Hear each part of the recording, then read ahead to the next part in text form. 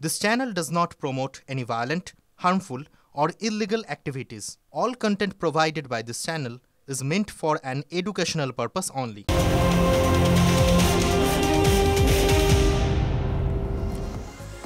দেখছেন টিভি9 বাংলা ফুল এন্ড ফাইনালের এই সেগমেন্টে আপনাদের সঙ্গে রয়েছে আমি মধুকল্পিতা, আমার সঙ্গে রয়েছে শুভজিৎ। একদম এর শুরুতে আমরা যে খবরে অবশ্যই নজর রাখবো, অভিষেক বন্দ্যোপাধ্যায়ের চ্যালেঞ্জ। 26-এর ভোটে বিজেপিকে ল্যাজে গোবরে করার চ্যালেঞ্জ করলেন অভিষেক বন্দ্যোপাধ্যায়। গতবারের থেকেও এবার শোচনীয় হাল হবে বিজেপির। এসআইআর এর পর তৃণমূলের ভোট বাড়বে, আসন বাড়বে, বিজেপি হারলে 7 দিনের মধ্যে প্রাপ্য টাকা মেটাতে হবে। ক্ষমতা থাকলে চ্যালেঞ্জ গ্রহণ করুক বিজেপি, এভাবেই হুঙ্কার দিয়েছেন অভিষেক বন্দ্যোপাধ্যায়। যারা বলছে যে এসআইআর হলে তৃণমূলকে দেখা যাবে না, তৃণমূলকে পাওয়া যাবে না, আর তৃণমূলের ভোট শতাংশও বাড়বে, আসন সংখ্যাও বাড়বে, আমি আপনাদের কিচ্ছু বলছি না। আমি খালি এটুকু অনুরোধ করছি অত্যন্ত বিনয়ীভাবে, বিনম্রতার সাথে, যে বাংলা যদি আপনাদের আবার ল্যাজে গোবরে করে, যেভাবে 2021-এ আপনাদের ল্যাজে গোবরে করে হারিয়েছিল, তার থেকেও বেশি শিক্ষা আপনাদের দেবে এবং তৃণমূল কংগ্রেসের ক্ষেত্রে ভোট শতাংশ, আসন সংখ্যা দুটোই বাড়বে। আর যদি বাড়ে তাহলে আপনি 10 কোটি বাংলার মানুষের কাছে ক্ষমা চেয়ে 2 লক্ষ কোটি টাকা, যেটা বাংলার অধিকার, প্রাপ্য পাওনা, এটা কারোর মামার টাকা না, বাবার টাকা না, দাদুর টাকা না, ঠাকুরদার টাকা না, পৈতৃক সম্পত্তি না, এটা বাংলার মানুষের টাকা, এটা পুরুলিয়ার টাকা, এটা কুচবিহারের টাকা, এটা দক্ষিণ 24 পরগনার টাকা, এটা বর্ধমানের টাকা, এটা হুগলির টাকা, এটা কলকাতার টাকা, এটা নদিয়ার টাকা। এই টাকা আপনাকে 7 দিনে ছাড়তে হবে। বিজেপির যদি ক্ষমতা থাকে তাহলে বিজেপি চ্যালেঞ্জ অ্যাকসেপ্ট করুক। আমি তো 1 মাস আগে বলেছি, করছে না কেন? অভিষেক বন্দ্যোপাধ্যায় কি বললেন আপনাদের শোনালাম। এই মুহূর্তে আমাদের সঙ্গে টেলিফোন লাইনে রয়েছেন বিজেপি নেতা, এই মুহূর্তে রয়েছেন বিজেপি নেতা এবং কেন্দ্রীয় শিক্ষা প্রতিমন্ত্রী সুকান্ত মজুমদার। সুকান্তবাবু, আপনাদের সরাসরি চ্যালেঞ্জ করছেন। আরও একবার বলি, তিনি বলছেন, মানে তৃণমূলের সর্বভারতীয় সাধারণ সম্পাদক অভিষেক বন্দ্যোপাধ্যায়, তিনি বলছেন যে এসআইআর এর পর তৃণমূলের নাকি ভোট বাড়বে, আসন বাড়বে। শুধু তাই নয়, তিনি এটাও বলছেন বিজেপি হারলে 7 দিনের মধ্যে প্রাপ্য টাকা মেটাতে হবে, ক্ষমতা থাকলে চ্যালেঞ্জ গ্রহণ করুক বিজেপি। ঠিক এভাবেই হুঙ্কার দিচ্ছেন অভিষেক বন্দ্যোপাধ্যায়। আপনাদের শোনালাম 26-এর ভোটে বিজেপিকে নাকি ল্যাজে গোবরে করবেন অভিষেক বন্দ্যোপাধ্যায়। সরাসরি এই চ্যালেঞ্জ বিজেপির দিকে ছুড়ে দিচ্ছেন তৃণমূলের সর্বভারতীয় সাধারণ সম্পাদক অভিষেক বন্দ্যোপাধ্যায়। গতবারের থেকেও এবার শোচনীয় হাল হবে বিজেপির। এসআইআর এর পর তৃণমূলের ভোট বাড়বে, আসন বাড়বে, বিজেপি হারলে 7 দিনের মধ্যে প্রাপ্য টাকা মেটাতে হবে, ক্ষমতা থাকলে চ্যালেঞ্জ গ্রহণ করুক বিজেপির, হুঙ্কার দিয়েছেন অভিষেক বন্দ্যোপাধ্যায়। আপনাদের আরো একবার শোনাবো অভিষেক বন্দ্যোপাধ্যায় কি বলেছেন। যারা বলছে যে এসআইআর হলে তৃণমূলকে দেখা যাবে না, তৃণমূলকে পাওয়া যাবে না, আর তৃণমূলের ভোট শতাংশও বাড়বে, আসন সংখ্যাও বাড়বে, আমি আপনাদের কিচ্ছু বলছি না। আমি খালি এটুকু অনুরোধ করছি অত্যন্ত বিনয়ীভাবে, বিনম্রতার সাথে, যে বাংলা যদি আপনাদের আবার ল্যাজে গোবরে করে, যেভাবে 2021-এ আপনাদের ল্যাজে গোবরে করে হারিয়েছিল, তার থেকেও বেশি শিক্ষা আপনাদের দেবে এবং তৃণমূল কংগ্রেসের ক্ষেত্রে ভোট শতাংশ, আসন সংখ্যা দুটোই বাড়বে। আর যদি বাড়ে তাহলে আপনি 10 কোটি বাংলার মানুষের কাছে ক্ষমা চেয়ে 2 লক্ষ কোটি টাকা, যেটা বাংলার অধিকার, প্রাপ্য পাওনা, এটা কারোর মামার টাকা না, বাবার টাকা না, দাদুর টাকা না, ঠাকুরদার টাকা না, পৈতৃক সম্পত্তি না, এটা বাংলার মানুষের টাকা, এটা পুরুলিয়ার টাকা, এটা কুচবিহারের টাকা, এটা দক্ষিণ 24 পরগনার টাকা, এটা বর্ধমানের টাকা, এটা হুগলির টাকা, এটা কলকাতার টাকা, এটা নদিয়ার টাকা। এই টাকা আপনাকে 7 দিনে ছাড়তে হবে। বিজেপির যদি ক্ষমতা থাকে তাহলে বিজেপি চ্যালেঞ্জ অ্যাকসেপ্ট করুক। আমি তো 1 মাস আগে বলেছি, করছে না কেন? সরাসরি বিজেপির দিকে চ্যালেঞ্জ ছুড়ে দিয়েছেন তৃণমূল কংগ্রেসের সর্বভারতীয় সাধারণ সম্পাদক অভিষেক বন্দ্যোপাধ্যায়। 26-এর ভোটে বিজেপিকে ল্যাজে গবরে করার চ্যালেঞ্জ করছেন অভিষেক বন্দ্যোপাধ্যায়। 21-এর ভোটের প্রেক্ষাপট টেনে তিনি সেই বিষয়টা আরও উল্লেখ করেছেন। গতবারের থেকেও এবার শোচনীয় হাল হবে বিজেপির। এসআইআর এর পর তৃণমূলের ভোট বাড়বে, আসনও বাড়বে। ঠিক এভাবেই বিজেপি হারলে 7 দিনের মধ্যে প্রাপ্য টাকা মেটাতে হবে বলে চ্যালেঞ্জ করছেন অভিষেক বন্দ্যোপাধ্যায়। ড্রামা করার জায়গা নয় সংসদ, ড্রামা করার অনেক জায়গা পাবেন, সারা দেশ আছে। সংসদ ড্রামা নয়, ডেলিভারি করার জায়গা। যেখানে হেরেছেন সেখানে বলেছেন, যেখানে হারবেন সেখানে গিয়েও আন্দোলন করুন। সংসদের শীতকালীন অধিবেশনের শুরুতেই বিরোধীদের তীব্র আক্রমণ প্রধানমন্ত্রী। जो पहली बार चुन करके आए हैं या जो छोटी आयु के हैं, वैसे सभी दलों के सभी सांसद बहुत परेशान है, बहुत दुखी हैं। अपने सामर्थ्य का परिचय कराने का अवसर नहीं मिल रहा है और इसलिए मेरा आग्रह रहेगा, इन चीजों को गंभीरता से लें। ड्रामा करने के लिए जगह बहुत होती है, जिसको करना है करते रहें, यहाँ ड्रामा नहीं, डिलीवरी होनी चाहिए। नारे के लिए भी जितने नारे बुलवाने वो पूरा देश खाली पड़ा है। जहाँ पराजित होकर के आए वहाँ बोल चुके हो, जहाँ अभी पराजय के लिए जाने वाले हो वहाँ भी बोल दीजिए। यहाँ तो नारे नहीं, नीति पर बल देना चाहिए और वो आपकी नीयत होनी चाहिए। हो सकता है राजनीति में नेगेटिविटी कुछ काम आती होगी, लेकिन अल्टीमेटली नेशन बिल्डिंग के लिए कुछ सकारात्मक सोच भी होनी चाहिए। আপনারা শুনলেন প্রধানমন্ত্রী নরেন্দ্র মোদী তিনি কি বলছেন। তিনি বিরোধীদের নিশানা করে খোঁচা দিচ্ছেন এবং বিরোধীদের এই যে নিশানা করে মোদীর নাটক খোঁচা তার জবাব দিয়েছেন অভিষেক বন্দ্যোপাধ্যায়। এসআইআর এর জন্য 40 জনের মৃত্যু হয়েছে, এ বিষয়ে আলোচনা চাইলে সেটা নাটক। পেহেলগাঁও দিল্লি বিস্ফোরণ নিয়ে আলোচনা চাইলে নাটক। সরকারের সংসদে আলোচনা করার দায়বদ্ধতা নেই, প্রশ্ন তুললেন তৃণমূলের সর্বভারতীয় সাধারণ সম্পাদক। আমি যদি সরকারের দায়িত্বে থাকি বা প্রধান হই বা কোনো রকম কোনো সরকারের কোনো ইম্পর্টেন্ট গুরুত্বপূর্ণ জায়গায় থাকি বা শাসক দলের নেতা হই, আমি ডিসকাশন এড়িয়ে যাব কেন? আমার যখন কিছু বলার থাকবে না, আমার কাছে যখন প্রশ্নের উত্তর থাকবে না, তখন আমি এড়িয়ে যাব। তা আজকে এই যে 40 জন মারা গেছে, যারা তাদের মৃত্যুর জন্য নির্বাচন কমিশনকে দায়ী করেছে, প্রধানমন্ত্রী তাদেরকে বলছে ড্রামা। মানুষের মৃত্যুকে তারা তো ড্রামা বলছে বেসিক্যালি। তা মানুষ ঠিক করুক, এর তো কিছু যায় আসে না। ভারতবর্ষে নরেন্দ্র মোদী থাকতে তার থেকে কোনো বড় নাট্যকারের জন্ম হয় বলে আমি বিশ্বাস করি না। নরেন্দ্র মোদী যতক্ষণ আছে তখন সে জায়গায় ভ্যাকেন্সি নেই। যেমন বিজেপি বলে এখন পিএমের জায়গায় ভ্যাকেন্সি নেই, পাশাপাশি আমি বলবো নরেন্দ্র মোদী মতো এত ড্রামাটিস্টের জায়গায়, এত নাট্যকারের জায়গায় কোনো ভ্যাকেন্সি নেই। নরেন্দ্র মোদী যদি দম থাকতো তাহলে বিহারের নির্বাচনে খাজানা উজাড় না করে, রাজকোষ উজাড় না করে তার উন্নয়নের গল্প বলে, তার বিকশিত ভারতের গল্প বলে তার ভোট নিতে হতো।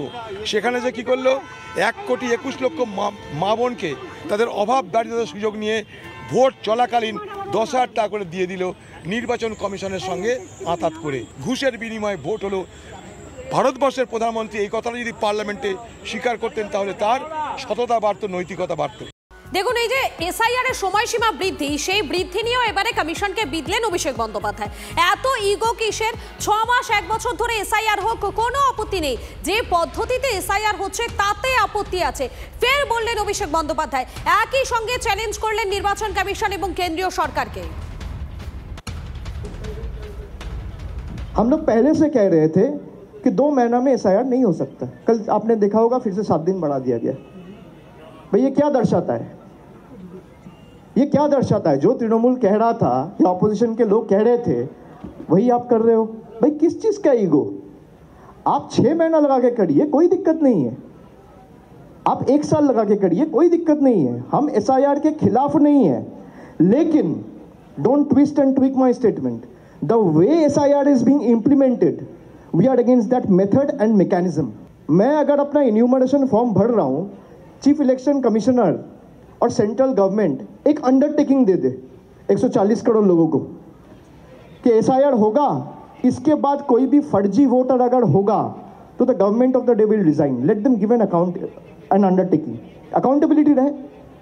हम नहीं मांगेंगे SIR पर डिस्कशन, हो गया भाई। अकाउंटेबिलिटी तो देना पड़ेगा।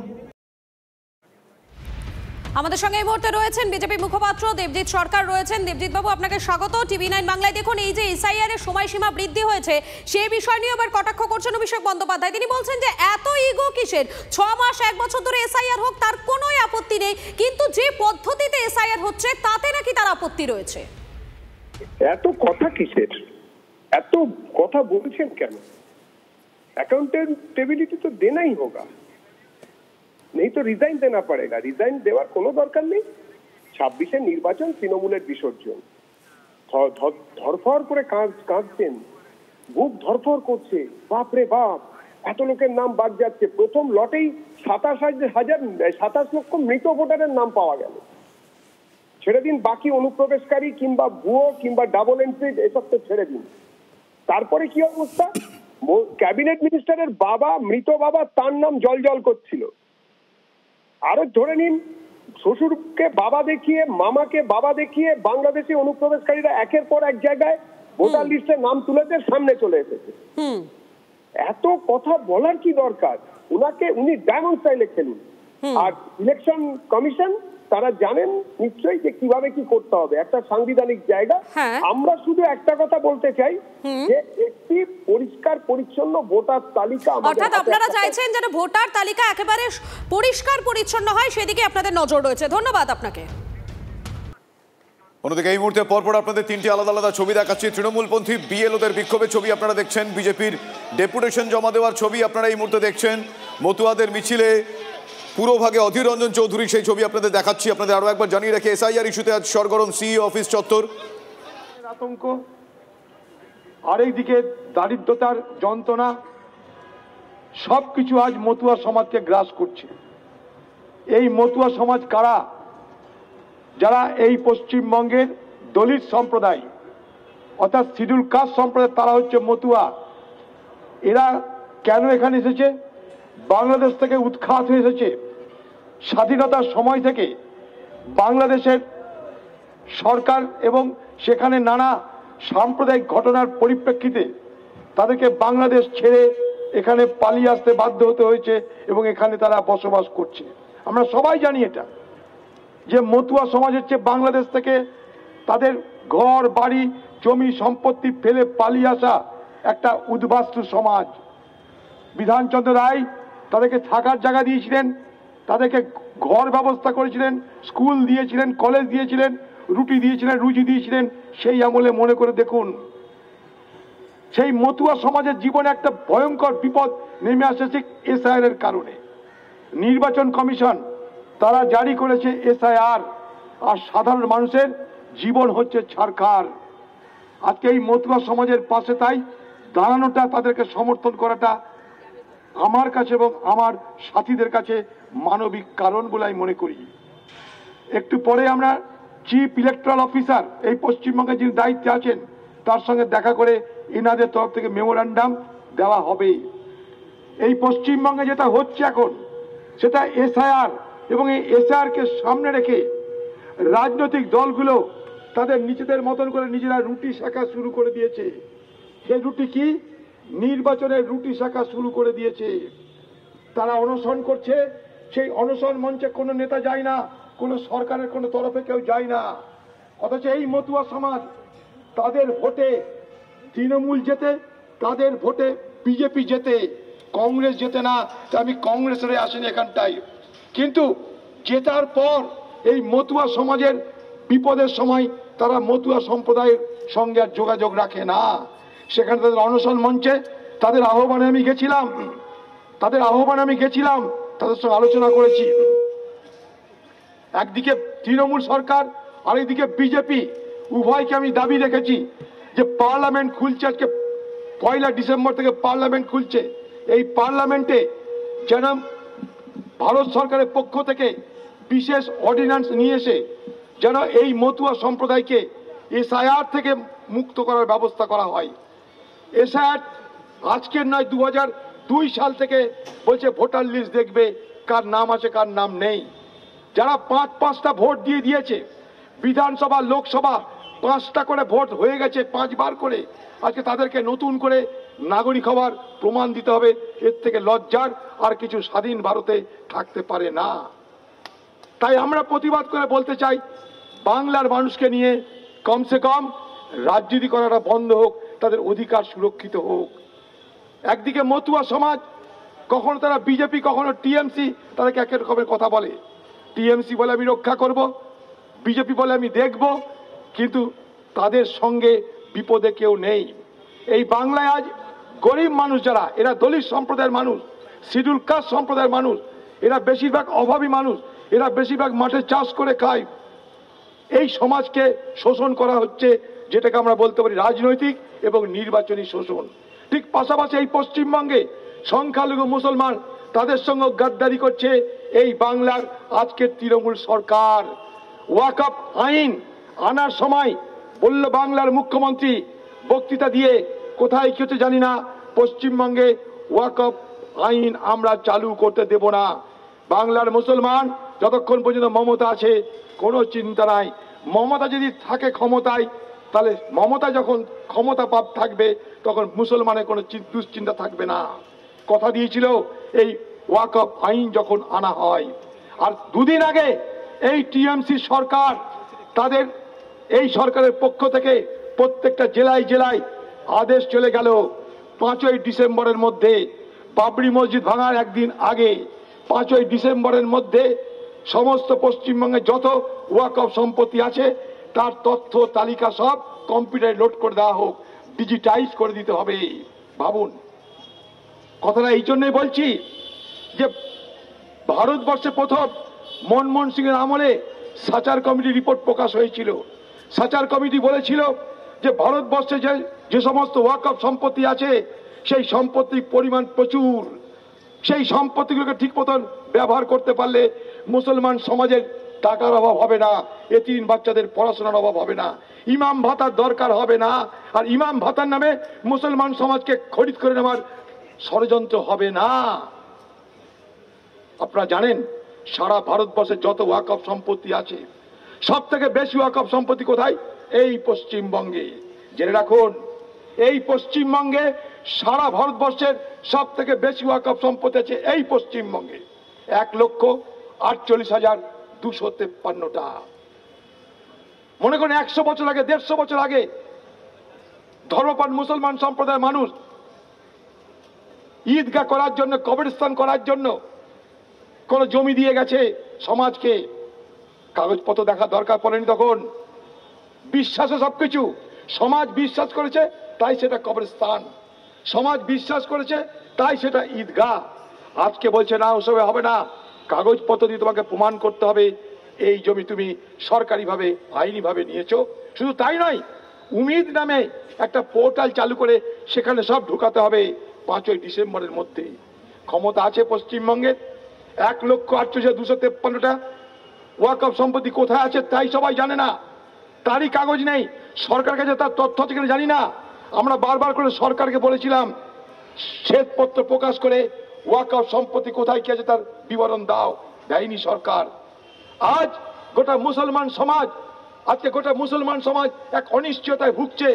তাদের আল্লাহ তাআলার নামে উৎসর্গ করা সম্পত্তি, ওয়াকফ সম্পত্তি কি? আল্লাহ তাআলার নামে উৎসর্গ করা সম্পত্তি। ওয়াকফ সম্পত্তির মালিক কোনো ব্যক্তি নয়, কোনো প্রতিষ্ঠান নয়, কোনো সরকার নয়। ওয়াকফ সম্পত্তির মালিক সে খোদা তাআলা নিজেই, সেইটার নাম ওয়াকফ সম্পত্তি। আজকে সেইটাকে ডিজিটালাইজ করে দেওয়ার নামে সারা দেশ জুড়ে যে অভিযান শুরু হয়েছে, আমরা আশা করেছিলাম কমসে কম পশ্চিমবঙ্গ সেটাকে রুখে দাঁড়াবে, কারণ পশ্চিমবঙ্গের তৃণমূল সংখ্যালঘু মানুষের ভোটে আজ ক্ষমতায় বসেছে, নবান্নে বসেছে সংখ্যালঘু মানুষের দয়াতে দুয়াতে এই বাংলার মুখ্যমন্ত্রী।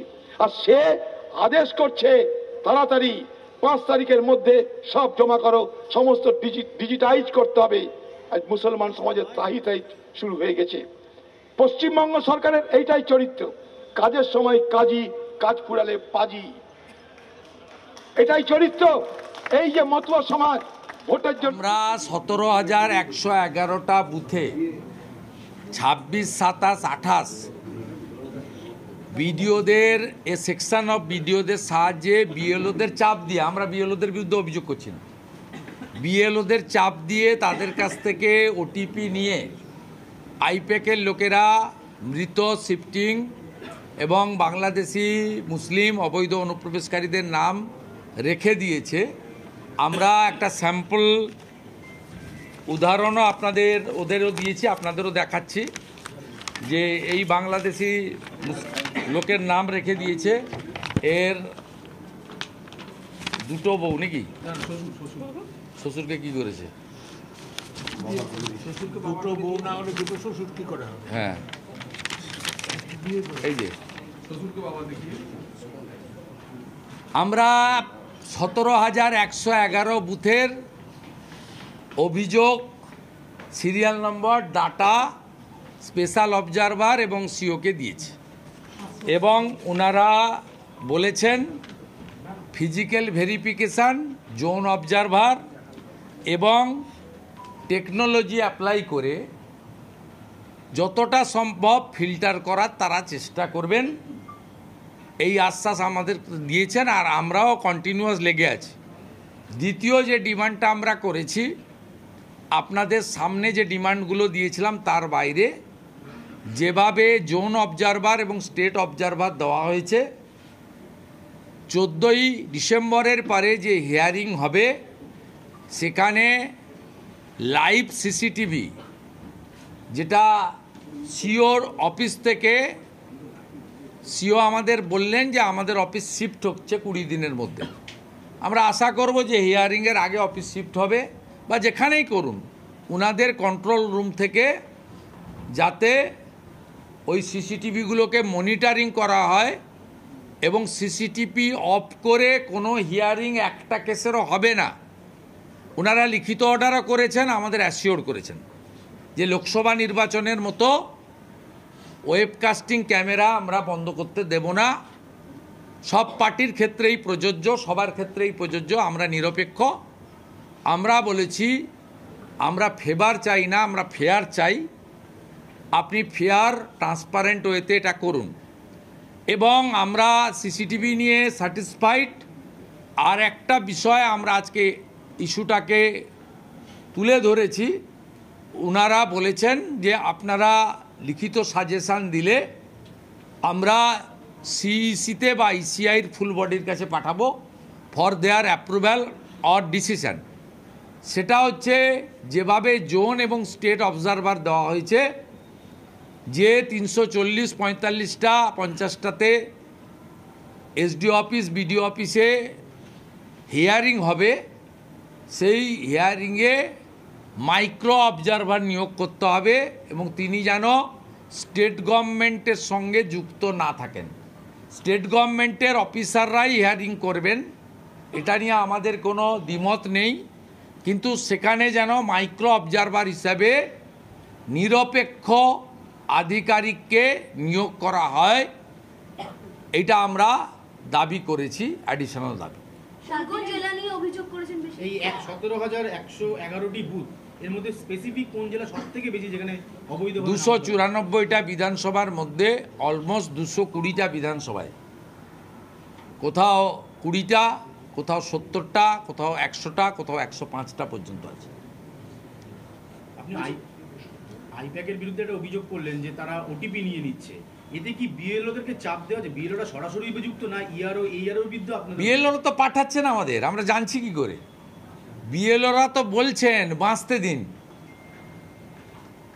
কালকে ফলতার এক বিএলও, তাকে তুলে নিয়ে যাওয়া হয়েছিল, 4 ঘন্টা খুঁজে পাওয়া যায়নি, রাত্রে তাকে এনে ভিডিও করা হয়েছে যে আমি সুস্থ আছি, ভালো আছি, আমি ঠিকমতো বিএলওর কাজ করছি। তার বাড়ির লোকই সব জায়গায় অভিযোগ করেছিল যে বাড়ির লোককে খুঁজে পাওয়া যাচ্ছে না, তিনি বিএলও। কালকে ফলতাতে স্টেট অবজারভারের সামনে 17 জন বিএলওকে জয়েন্ট ভিডিও এবং ভিডিও সানুবক্সি সাদা খাতার ভিডিও সাজিয়ে নিয়ে গিয়ে বলিয়েছে। এবং আপনি শুনলে অবাক হয়ে যাবেন, স্টেট অবজারভার আমাদের টাইম দিয়েছে আগামী পরশু দিন, আইদার সঞ্জয় সিং আর শিশির বাজোরিয়া যে কোনো একজন নিয়ে আসবেন ফলতার বিজেপির টিমকে। আমাদের বিজেপির কোনো প্রতিনিধি কালকে ছিল না। একজনকে বিজেপি সাজিয়েছে, একজনকে সিপিএম সাজিয়েছে, একজনকে কংগ্রেস সাজিয়েছে, দিয়ে অল পার্টি মিটিং করে দেখিয়ে দিয়েছে যে এভরিথিং ইজ গুড এবং স্যাটিসফ্যাক্টরি ম্যানারে সব কাজ চলছে। আপনি ভাবতে পারেন রাজনৈতিক দলের প্রতিনিধিত্বেও চুরি, এরা চুরি করতে বাকি রাখেনি, চোখ চুরি করেছে কদিন আগে বারাসাতে, আর কালকে ফলতাতে রাজনৈতিক দলের প্রতিনিধি চুরি করেছে। স্টেট অবজারভার বলেছে আমি কড়া ব্যবস্থা নেব। আপনারা চিঠি পেয়েছিলেন? আমরা বলেছি নো।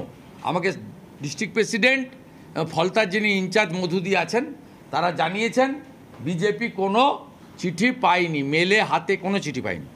সেকেন্ড হচ্ছে বিজেপির কোনো প্রতিনিধি কালকে ছিল না। কংগ্রেস সিপিএমের বিষয় আমি বলতে পারবো না, ওরা বলতে পারবে। বিজেপির কোনো প্রতিনিধি ছিল না, তার মানে বুঝতে পারছেন কি ধরনের চুরি হচ্ছে। এবং 26, 27, 28 যে 1,25,30 লক্ষ এন্ট্রি হয়েছে, এর মধ্যে মিনিমাম 30-40 লক্ষ যাদের হিয়ারিংয়ে ডাকা উচিত ছিল বা নাম থাকা উচিত ছিল না। অর্থাৎ আনম্যাচড ডেট এবং শিফট লোকের ওটিপি নিয়ে বিএলওদেরকে দিয়ে জোর করে এন্ট্রি করিয়ে দিয়েছে এরা, আইপ্যাকের লোক এবং শানু বক্সির মতো কিছু ভিডিও। গৃহ দপ্তর ঘেরাও অভিযানে মতুয়াদের সঙ্গে হাঁটছেন অধীর চৌধুরী, আসবেন অধীর চৌধুরী হাঁটছেন মতুয়াদের সঙ্গে। হাঁটতেই পারেন, গণতান্ত্রিক দেশ, হাঁটতেই পারেন, হাঁটবেন, আসবেন, কথা বলবেন এবং নিশ্চিতভাবে মতুয়াদের পক্ষে বলবেন। আমরাও বলি, নরেন্দ্র মোদীজি আছেন বলে মমতার পুলিশ মতুয়াদেরকে অ্যারেস্ট করতে পারছে না। শেখ হাসিনাকে অবৈধভাবে সরিয়ে দেওয়ার পরে যত হিন্দু আওয়ামী লীগের কার্যকর্তা এবং হিন্দু বাংলাদেশ থেকে পালিয়ে এসেছিল, মমতা তাদের জেলে পুরছিল। 85 বছরের বৃদ্ধা মাকে রায়গঞ্জের জেলে রেখেছে, ফরেনার অ্যাক্টস দিয়ে 2 বছরের জেল হয়েছে। নরেন্দ্র মোদীজির সরকার 31/12/2024 পর্যন্ত মমতার অত্যাচারে হিন্দুদের উপর, মতুয়াদের উপর অত্যাচারের জন্য অর্ডার করে বলে দিয়েছেন কোনো রাজ্যের কোনো পুলিশ কোনো হিন্দুকে ডিপোর্ট করতে পারবে না। শুধু হিন্দু নয়, সিএ এর মধ্যে যারা আছে, শিখ আছে, খ্রিস্টান আছে, জৈন আছে, পার্সি আছে, বুদ্ধিস্ট আছে, এদেরকে ডিপোর্ট করতে পারবে না, এদের ডিটেন্ট করতে পারবে না। এই তো পশ্চিমবঙ্গের হিন্দুদের জন্য একদিকে নরেন্দ্র মোদীর ব্যবস্থা, অন্যদিকে মমতা ব্যানার্জির ব্যবস্থা। এবং অধীর চৌধুরী, তিনি এই রাজ্যের প্রতিষ্ঠিত নেতা, এতবারের সাংসদ, তিনি যেমন কেন্দ্রের বিরুদ্ধেও বলবেন, সাথে সাথে আশা করি রাজ্যের বিরুদ্ধেও বলবেন। আর নরেন্দ্র মোদীজি কী কী দিয়েছেন মতুয়াদের জন্য সেটাও বলবেন। মমতাবালা ঠাকুর মহোদয়া, তার যেমন ঠাকুরবাড়ির পরিচিতি রয়েছে, সম্মানীয় শ্রদ্ধা পরিচিতি, সাথে সাথে তিনি তৃণমূল কংগ্রেসের রাজ্যসভার সদস্যও বটে। এটা ইন্ডিজোটের মিছিল না মতুয়া বাঁচানোর মিছিল, এইটা আগে ক্ল্যারিফাই করলে তাহলে লোকের বুঝতে সুবিধা হবে। এরপরেও কি মনে হয় যে যেভাবে এই অভিযোগগুলো আপনারা করছেন, তারপরে মনে হয় যে 100% স্বচ্ছ ভোটার? না না, 100% হবে না, সংখ্যার মধ্যে যাব না। 7ই ফেব্রুয়ারি সন্ধ্যাবেলা আসল সংখ্যা পাবেন, সংখ্যার মধ্যে যাব না। আমরা বলছি লুট হয়েছে 26, 27, 28 স্পেশাল অবজারভার অ্যাপয়েন্ট করার আগে পর্যন্ত। 14ই ফেব্রুয়ারি 7টা এক্সটেন্ড হয়েছে 14। আর আপনার অবজারভার আসার পরে আপনার এন্ট্রি ফ্লো কমেছে, ডেথ শিফট আনম্যাচের সংখ্যাও বেড়েছে। সে সংখ্যাটা ইলেকশন কমিশন বলবে। আমরা প্রথম দিন থেকে যা বলেছি সেইটা হওয়া উচিত, কিন্তু বিহারের মতো রাজ্য সরকার অসহযোগিতা করেছে, এখনও ডাটা এন্ট্রি দেননি।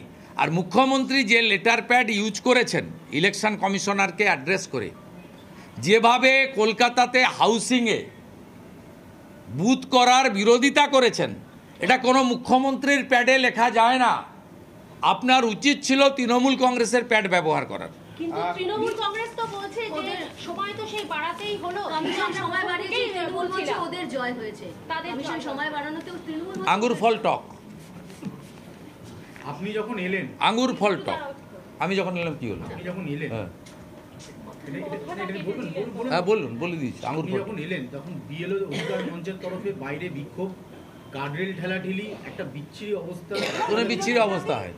হ্যাঁ, এটাকে আপনি এখানে যারা আছে বাইরে, মমতার পুলিশ ওদেরকে ব্যবস্থা করে রেখেছে।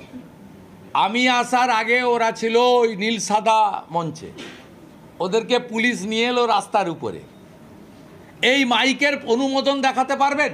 এটা 144 এলাকা, এখানে মাইক বাজানো যায় 7 দিন ধরে। আমাকে 97-98 বার যেতে হয়েছে কোর্টে। আগামীকাল আমার মালদাতে একটি ধর্মীয় প্রোগ্রাম ছিল, একটি রাজনৈতিক প্রোগ্রাম ছিল। আমার বৈষ্ণবনগরের সবার পারমিশন দেওয়া হয়নি। ধর্মীয় প্রোগ্রাম আমি করব, ধর্মীয় প্রোগ্রামে তো আর কারো অনুমোদন লাগে না। সেখানে বজরংবলীর বড় মূর্তি উদ্বোধন আমি করব, হিন্দু হিসাবে করব, হিন্দুদের নিয়ে করব, পারমিশন দেওয়া হয়নি। আর এখানে 144 ধারা এলাকাতে মাইক বাজিয়ে করছে। এবং এখানে যে ডিসি সেন্ট্রাল ছিল, যিনি অভয়ার কাণ্ডে কি ভাষা প্রয়োগ করেছিলেন সাংবাদিক সম্মেলন করে, তিনি ওই গেট থেকে সবাইকে বাধা দিচ্ছেন, সিওকে নামতে হয়েছে। সাংবিধানিক বডি সিওকে উপর থেকে নেমে আপনাদেরকে তুলতে হয়েছে, ওইটা দেখান। আমরা এসব অভ্যস্ত, আমরা জানি। আর 4-5 মাস এই লড়াই হবে, একদম অন্তিম জায়গায় চলে এসেছে। হ্যাঁ, একদম চলে এসেছে, অন্তিম জায়গায় চলে এসেছে। আর বেশি দিন আমাদের এই লড়াই দিতে হবে না। আপনাদের সঙ্গে আজকে যে আচরণ করেছে ডিসি সেন্ট্রাল এবং সিএস র্যাঙ্কের অফিসার সাংবিধানিক পোস্টে আছে, তাকে নেমে গিয়ে আপনাদেরকে উপরে তুলতে হয়েছে, এইটা ভালো করে আলোচনা করুন। পশ্চিমবাংলায় সংবিধানের 4র্থ স্তম্ভের অবস্থা সিও অফিসের সামনে কেমন, কলকাতা পুলিশকে কেন লোক মমতা পুলিশ বলে, চটি চাটা বলে, তা আজকে তার প্রমাণ হয়ে গেছে।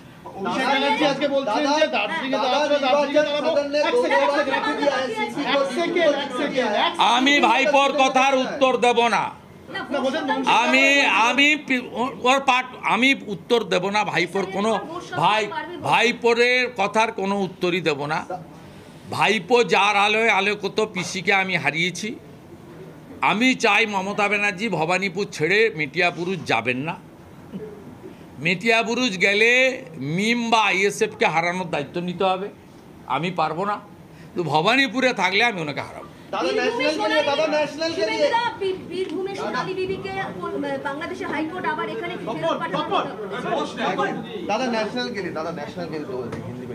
आज आप जब आए थे ना तब विरोध दिखा रहे थे, ये विरोध बीजेपी डेलीगेशन का साथ नहीं है। ये विरोध नहीं ये विरोध पिछले 7 दिन से constitutional body election commission office का खिलाफ ये लोग कर रहा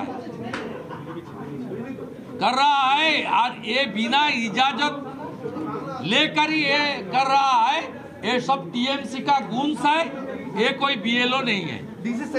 পদকল্পিতা সুকান্ত মজুমদার একটা ভবিষ্যৎবাণী করেছিলেন যে অভিষেক বন্দ্যোপাধ্যায় কোথায় দাঁড়াবেন, তার উত্তরে তিনি কি বলছেন? এবং অভিষেক বন্দ্যোপাধ্যায় তিনি বলছেন যে যেখানে দল চাইবে তিনি নাকি সেখানেই দাঁড়াবেন। দল চাইলে দার্জিলিংয়েও দাঁড়াতে পারেন তিনি, এমনকি দল চাইলে নন্দীগ্রামেও দাঁড়াতে পারেন। সুকান্ত মজুমদারের যে ভবিষ্যৎবাণী তার জবাব দিয়ে অন্তত এমনটাই বলছেন অভিষেক। খোঁচাও দিয়েছেন কেন্দ্রীয় শিক্ষা প্রতিমন্ত্রীকে। ঠিক কি বলছেন শোনাই আপনাদের। সুকান্ত মজুমদারকে বলুন ওটা ওনার মনের সুপ্ত বাসনা হতে পারে, কিন্তু তৃণমূলের আভ্যন্তরীণ বিষয়টা তৃণমূলের উপর ছেড়ে দিক। আমাকে দল যেভাবে যেখানে কাজে লাগাবে আমি সেখানে সেভাবে কাজ করব। আমাকে যদি বলে নন্দীগ্রামে দাঁড়াও আমি দাঁড়াবো, আমাকে যদি বলে দার্জিলিংয়ে দাঁড়াও আমি দাঁড়াবো। আমি অন রেকর্ড বলছি। আর সুকান্ত মজুমদার যদি অতই পারদর্শী হতো তাহলে 8000 ভোটে জিততো না। আপনারা শুনলেন অভিষেক বন্দ্যোপাধ্যায় তিনি ঠিক কি বলেছেন, এবং অভিষেক বন্দ্যোপাধ্যায়কে নিয়ে ঠিক কি বলেছিলেন এর আগে কেন্দ্রীয় শিক্ষা প্রতিমন্ত্রী সুকান্ত মজুমদার, শোনাবো আপনাদের। আমার কাছে যা খবর, অভিষেক বন্দ্যোপাধ্যায় এবার তৃণমূল কংগ্রেসের তরফ থেকে নন্দীগ্রামে বিধানসভায় দাঁড়াবে, সেই জন্য নিজের পোঁধরা অফিসারদেরকে ওই জেলাতে ট্রান্সফার করা হচ্ছে। ওনার উপমুখ্যমন্ত্রী হওয়ার খুব শখ, সেই উপমুখ্যমন্ত্রী হবার জন্য উনি নন্দীগ্রামে বিধানসভায় দাঁড়াবেন বলে আমার কাছে খবর আছে, বিশ্বাস করছি।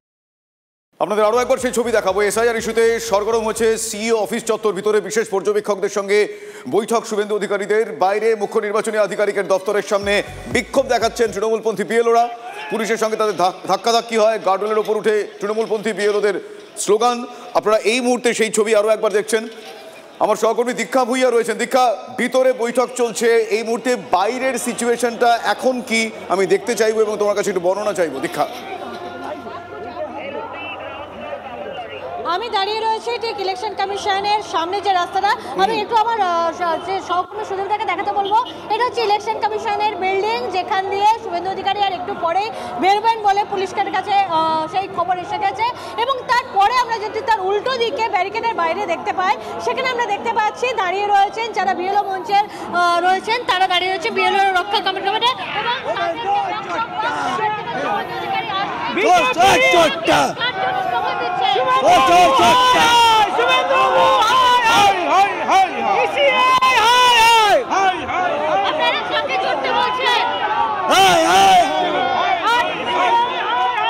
শুভেন্দু অধিকারী বেরোবার যে সময় হয়েছে সেই মুহূর্তে সবাই সেই একই স্লোগান, চোর চোর চোরটা একদমই দীক্ষা, তোমার সঙ্গে কথা বলতে বলতে দেখছি শুভেন্দু অধিকারী বেরোচ্ছেন, কি বলছেন তিনি শুনবো।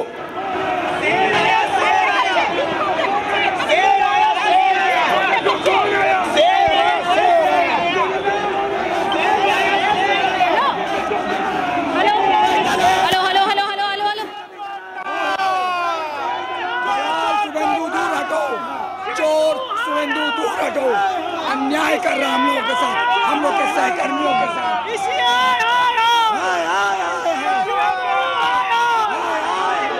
बीजेपी दूर हटो, बीजेपी दूर हटो, बीजेपी दूर हटो।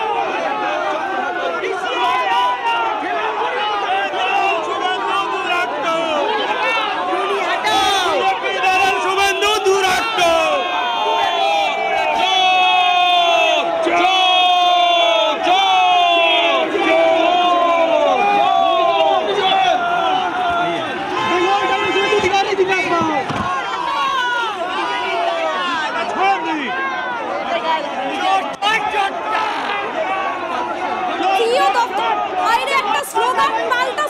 যুদ্ধ চললো, সেটা সাক্ষী আমরা দেখালাম সেই ছবি এই মুহূর্তে।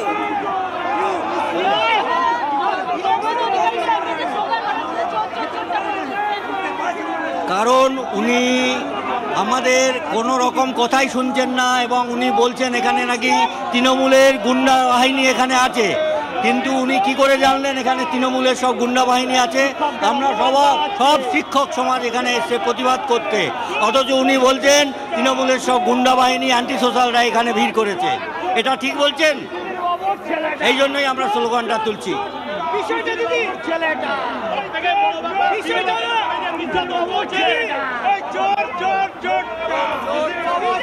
আমরা যে ছবিটা এই মুহূর্তে দেখতে পাচ্ছি শুভজিৎ, যে একদিকে দেখো শুভেন্দু অধিকারী যখন বেরোলো তখন তৃণমূলপন্থী যারা বিএলওরা রয়েছেন তারা ক্ষোভ উগরে দিচ্ছিলেন, পাল্টা তাদের উদ্দেশ্য স্লোগান দিলেন বিরোধী দলনেতা, তিনিও পাল্টা তাদেরকে চোর চোর স্লোগান দিলেন। শুনুন।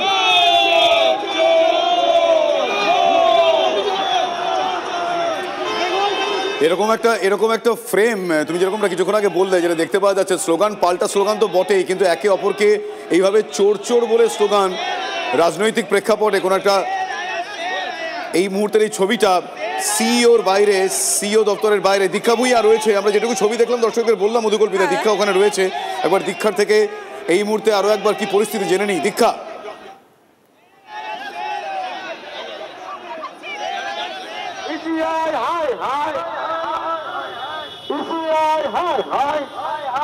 দীক্ষা শোনা যাচ্ছে আমাদের কথা? এসআইআর ইস্যুতে সরগরম সিইও অফিস চত্বর, সেই ছবি আপনাদের দেখাচ্ছি। ভিতরে বিশেষ পর্যবেক্ষকদের সঙ্গে বৈঠক করেন শুভেন্দু অধিকারী, তিনি কিছুক্ষণ আগে বেরিয়ে আসেন। সেই সময় শুভেন্দু অধিকারীকে দেখে সেই সময় স্লোগান তলে তৃণমূলপন্থী বিওলা। একদম দীক্ষা এই মুহূর্তে পরিস্থিতি।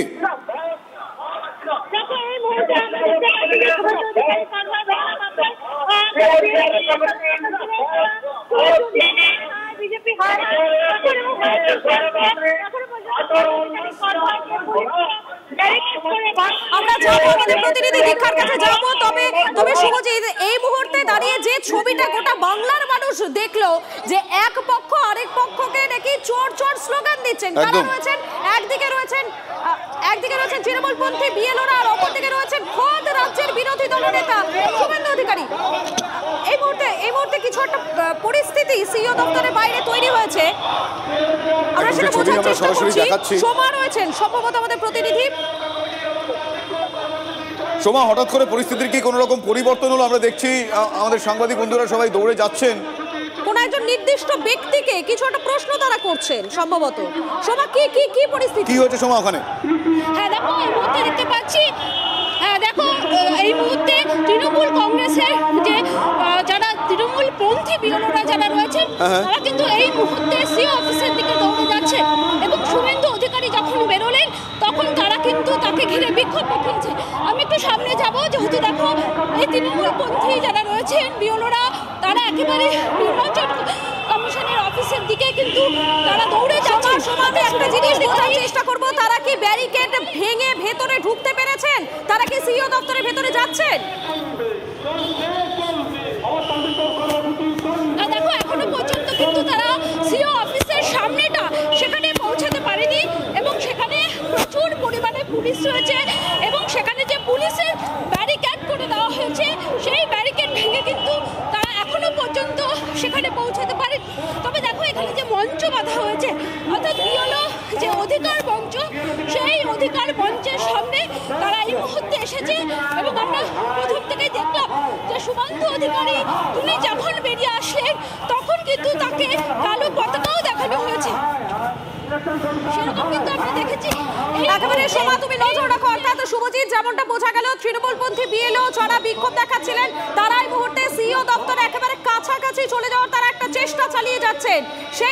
সেই ছবিটা আমরা দেখাচ্ছি এবং দেখো শুভজিৎ এই মুহূর্তে সিইও দপ্তরের বাইরে যে ছবিটা দেখা গেল সেটা মনে হয় সাম্প্রতিক কালে আমরা কখনো দেখতে পাইনি। একদমই তাই। এসআইআর একটা এই মুহূর্তে এসআইআর আবহে একটা স্বচ্ছ ভোটার তালিকা তৈরি করার একটা প্রয়াস, এই এসআইআর আবহে যা যা ঘটনা একটার পর একটা সেই পরিপ্রেক্ষিতগুলো কিন্তু আজকে সিইও দপ্তরের সামনে কিছুক্ষণ আগেও আমরা দেখাচ্ছিলাম। ধুন্ধুমার কাণ্ড বললেও বোধহয় কম বলা হয় মধুকল্পিতা, তার কারণ তৃণমূলপন্থী বিএলওরা তারা সেখানে বিক্ষোভ প্রদর্শন করছেন। কিন্তু কিছুক্ষণ আগে শুভেন্দু অধিকারী তারা গিয়েছিলেন সিইও দপ্তরের ভেতরে, তারা মিটিং করেছেন। বেরিয়ে আসার পর যেভাবে বিরোধী দলনেতাকে উদ্দেশ্য করে তারা চোর চোর স্লোগান তুললেন, পাল্টা কিছুক্ষণ পর আমরা দেখলাম যে শুভেন্দু অধিকারী তিনিও কিছুক্ষণ হাত নাড়লেন, হাত নাড়ার পর তিনিও পাল্টা চোর চোর স্লোগান তুললেন। আমরা পিসিআরকে বলবো সেই সময়কার ছবিটা যদি আরও একবার দেখানো যায় প্লিজ।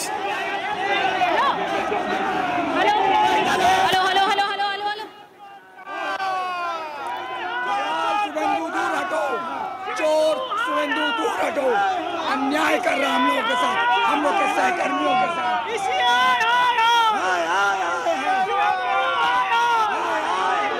बीजेपी दूर हटो, बीजेपी दूर हटो, बीजेपी दूर हटो।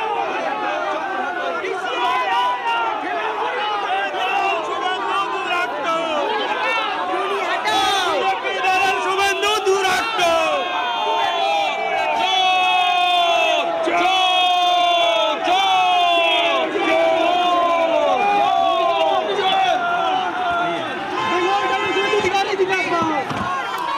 আমরা সেই ছবিটা দেখালাম, সেই সময়ের ছবি বলবো না, সেই সময়ের ছবি এবং অ্যাম্বিয়েন্স দুটোই দেখালাম যে একদিকে শুভেন্দু অধিকারীকে উদ্দেশ্য করে চোর চোর স্লোগান দিচ্ছেন তৃণমূলপন্থী বিএলওরা, অন্যদিকে কিছুক্ষণ পর দেখা গেল শুভেন্দু অধিকারী তিনি বেরিয়ে আসার পর তিনি কিছুক্ষণ হাত নাড়লেন, তারপর তিনিও পাল্টা চোর চোর স্লোগান তুললেন। অভূতপূর্ব এই দৃশ্য এই মুহূর্তে সাক্ষী হলো। আরো একটা বিষয়, তিনি কিন্তু সাংবাদিকদের কোনো প্রশ্নের উত্তর দিলেন না, তিনি সোজা গাড়িতে উঠে দাঁড়ালেন এবং আরো একবার দেখুন সেই মুহূর্ত হাত নাড়লেন তাদের দিকে, তাদেরকে হাত নাড়লেন, নাড়ার পরে তিনি চোর চোর স্লোগান দিলেন। আরো একবার শোনাই আপনাদের, শুনুন।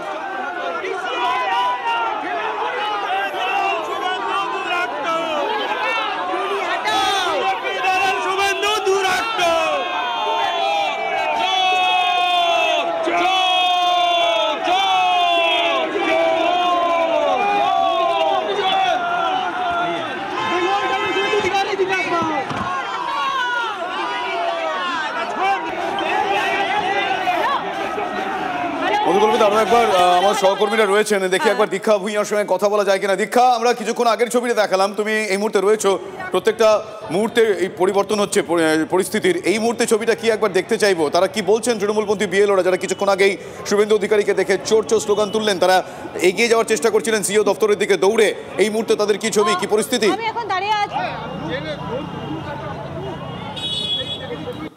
আমি একটু ইলেকশন কমিশনের সামনে দপ্তরের ছবিটা দেখাই, সেখানে প্রচুর পুলিশ মোতায়েন করা রয়েছে, কিন্তু যারা বিএলও, যারা বিশেষ করে যখন বিরোধী দলনেতা শুভেন্দু অধিকারী এসেছিলেন তারা ঠিক তার উল্টো দিকে রাস্তায় ছিলেন, তারা ব্যারিকেড ভেঙে ফেলার চেষ্টা করেছিলেন, কিন্তু তারা এই মুহূর্তে আবার মঞ্চে ফিরে গেছেন।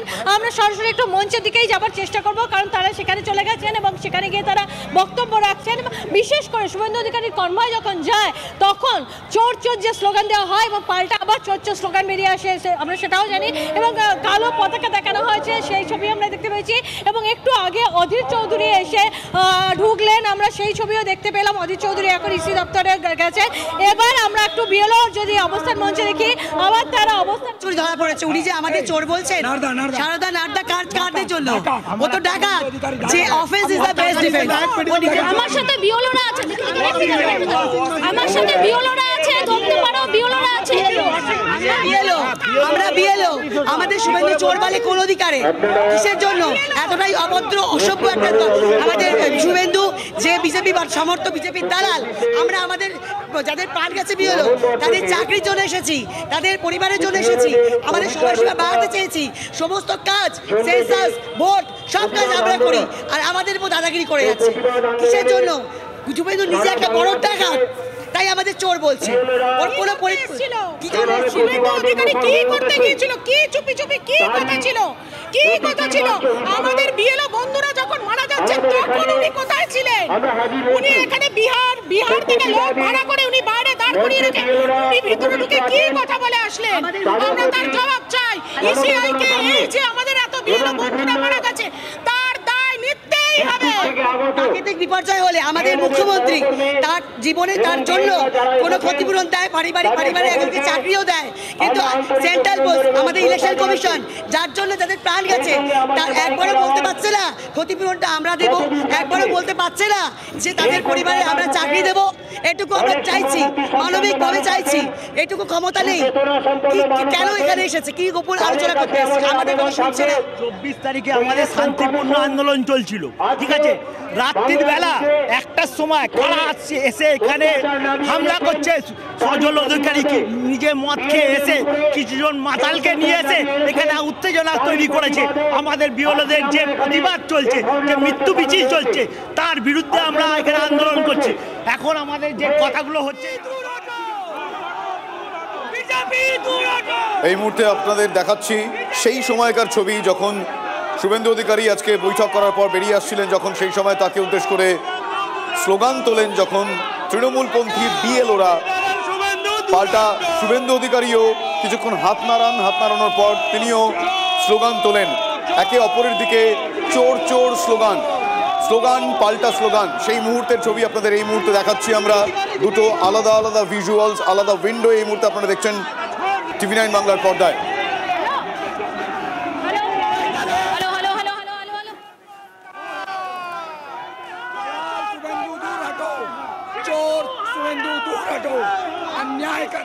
শেষ লগ্নে এসআইআর এর সময়সীমা বৃদ্ধি নিয়েও কমিশনকে বিধলেন অভিষেক বন্দ্যোপাধ্যায়। তিনি বললেন যে এত ইগো কিসের, 6 মাস 1 বছর ধরে এসআইআর হোক, কোনো আপত্তি নেই, যে পদ্ধতিতে এসআইআর হচ্ছে তাতে আপত্তি আছে, একথা বললেন অভিষেক বন্দ্যোপাধ্যায়। একই সঙ্গে তিনি চ্যালেঞ্জ করলেন নির্বাচন কমিশন এবং কেন্দ্রীয় সরকারকে। हम लोग पहले से कह रहे थे कि 2 महीना में एसआईआर नहीं हो सकता। कल आपने देखा होगा फिर से 7 दिन बढ़ा दिया गया। भाई ये क्या दर्शाता है? ये क्या दर्शाता है? जो तृणमूल कह रहा था या ऑपोजिशन के लोग कह रहे थे वही आप कर रहे हो। भाई किस चीज का ईगो? आप 6 महीना लगा के करिए, कोई दिक्कत नहीं है। आप 1 साल लगा के करिए, कोई दिक्कत नहीं है। हम एसआईआर के खिलाफ नहीं है, लेकिन don't twist and tweak my statement. The way SIR is being implemented, we are against that method and mechanism. मैं अगर अपना इन्यूमरेशन फॉर्म भर रहा हूँ, चीफ इलेक्शन कमिश्नर और सेंट्रल गवर्नमेंट एक अंडरटेकिंग दे दे 140 करोड़ लोगों को कि SIR होगा, इसके बाद कोई भी फर्जी वोटर अगर होगा तो the government of the day will resign. Let them give an undertaking, accountability रहे। हम नहीं मांगेंगे SIR पर डिस्कशन, हो गया भाई, अकाउंटेबिलिटी तो देना पड़ेगा। তৃণমূল কংগ্রেস ওই বলে না নাকের বদলে নুরুল, সেই নিয়ে আনন্দ করার চেষ্টা করছে। তৃণমূল কংগ্রেসের দাবি কী ছিল? তৃণমূল কংগ্রেস সম্পূর্ণ মিথ্যে কথা বলে যাচ্ছে। 2 বছর ধরে নাকি 2002 সালে এসআইআর হয়েছিল, কিন্তু আদপেও তা না। তাদের বক্তব্য ছিল যে 2 বছর ধরে এসআইআর হতে হবে। তা এসআইআর এমন একটি পদ্ধতি, বা যে কোনো সরকারি কাজই যখন শুরু হয় টাইম টু টাইম যদি কাজ কমপ্লিট না হয় তা তো বাড়ানো হয়, এটা স্বাভাবিক। অস্বাভাবিক কী আছে? তো সেই কাজে নির্বাচন কমিশন।